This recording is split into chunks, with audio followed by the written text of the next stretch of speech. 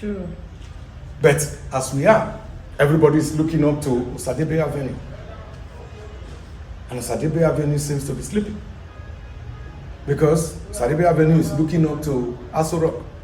And Aso Rock is looking up to high heavens. So everybody keep looking up to.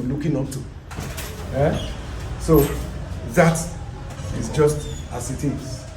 The strength of the Oba of Benin cannot be quantified. Okay. Is it true that... Sorry. As a Benin man, even in this modern time as we are, if the Oba of Benin just say, this person has been, you have done great damage to the nation, go and hang yourself, he would gladly, because he has a message to God Almighty that His Majesty, the body representative of God Almighty, asked him to go and commit suicide, and that's why he committed suicide. So the strength of the Oba of Benin cannot be quantified. Let us not go there. That is as it is. Okay, go ahead. What's your question? Okay, so I don't know if this is a fact or a... Go ahead. Okay, so I don't know if this is a fact or a fallacy. There are rumors that the Oba of Benin can never see his first son till he passed away.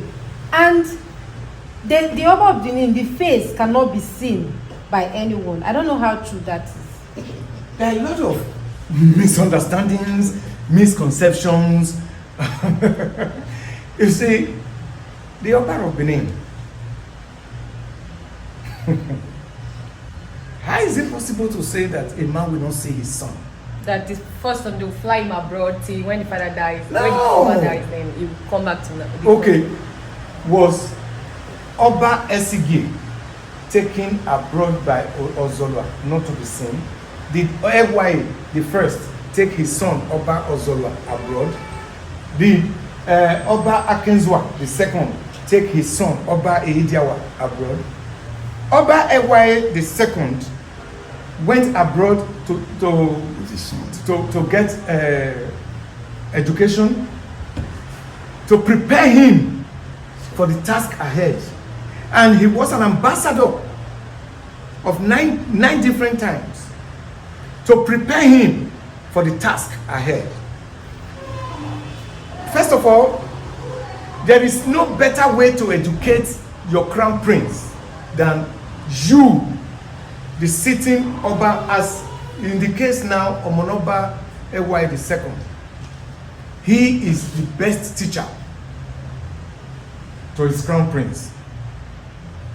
And he's the only one that can tell him the truth and nothing but the truth. That this place, these people, this thing, this one, that one. So who else is going to teach him if he's not going to see him? But something must be made straight here. There is a title called Edake Nuselu. Edake Nuselu is the Duke. He has the same authority and power, if not greater, as the Enogie. Okay. So can you tell us the meaning of Enogie in English for some people? Enogie, they try to color it as a duke. Okay. To equate it with maybe the Duke of Kent, the Duke of Edinburgh, and all that. Okay. But they are far greater, bigger than all that. Okay. The Edake Nuselu is the title of the crown prince. Okay. But once he gets to... Stop it. 1 minute, sorry. Let's switch to the bigger. Yeah. The Edake Nuselu is a title. And it's for the crown prince. But there is a time in his life when he assumes that title. He cannot just from birth do all the rituals and become the Edake Nuselu, even though from birth he is called a Edake. Because we know that is his first port of call. But in actual fact and sense, it gets to a time in his life when he assumes that office. In the case of Omonoba Ewai II, as Omonorowa, when he was the crown prince, he couldn't have been a Daken Uselu sitting in Uselu when he had official duties to perform as ambassador to different countries, 3 African countries and 6 other countries in Europe at different times. So he had to get to a particular time. And when he has retired, he has returned home, then we start preparing, okay, now go and assume that office. That is his first port of call in the service of the people, on the march to becoming the Oba of Benin. So at the time he is now in Uselu, it becomes difficult for him to be seeing his father as daily. Particularly now that there's opportunity of video calls, phone calls and all that, so they can talk. But let us disabuse the minds of our people that the Oba of Benin does not see his crown prince. It is not true. Okay, very good, sir. Okay, there's another one. When the whole the killing of twins was happening, did it ever happen in Benin? In the first place, I think Mary Slessor stopped that in Calabar. Yes. Mary Slessor never came to Benin. Okay. Even the other one, the nurse, the Nightingale or whatever they call her, never came to Benin. They were mostly in Calabar. And they stopped the killing of twins over there because twins were seen as wrong things. Twins were seen as evil children. Whereas in Benin, the twins is seen as special children. So how do you kill your special child? How do you kill your special child? Even for a Benin man who gives birth to a paraplegic or a physically disabled person, the child is seen as a special child. We don't kill such children, talk less of twins. The Benins never did and never will kill twins. It is very painful when a woman gives birth to twins and one goes back out of whatever reason, the baby dies. So we do more than enough to get that other child to be alive. Because in this couple thing of twins, when one dies early, it's very difficult to keep the other one. We tease them with, particularly when it's a male and female twins. You say, you don't already bring your own wife from the other side. So don't follow me, struggle my girlfriend. Follow, all that. So use them to play like that and all that. You already have your brother. Oh, you already have your sister. Don't come. We have special value for the twin children because they are children divine. Divine. They are children divine. Can you explain that, please? Good. There is a divinity we call Isango. That's Shango. That is what the Yorubas call it. Okay. Shango. But again, in the Yoruba palace, there are 2 Shango. Shango the human, the king, the Alafin, and Shango the divinity.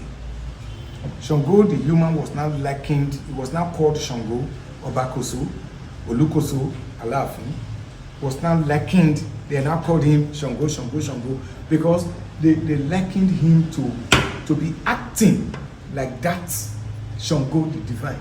Okay. So it's like in Benin we had an Obanusa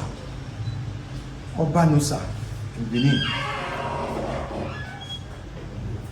Obanusa in Benin was calm, in his time there was prosperity, just like Oba Akenzua the first, Oba Akenzua the second.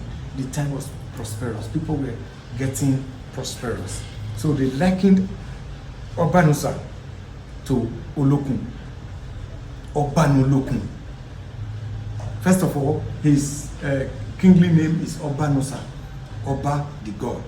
So in his reign, in his period, he was the people were prosperous. So they likened him to Olokun, because Olokun is the divinity in charge of wealth and all that. So it is with Olukoso in Oyo for that. Now,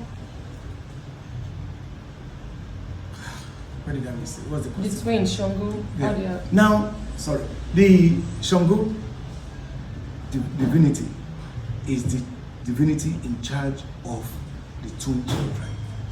Okay. So when you have these twin children,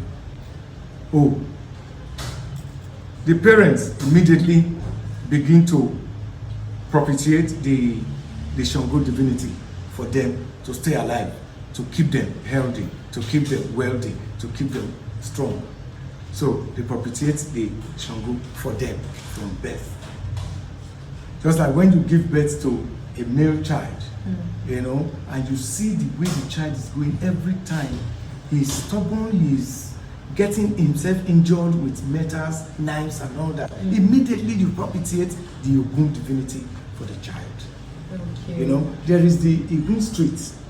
These families of Ine, of Basogi, Akenuwa, and all that in Igun Boa.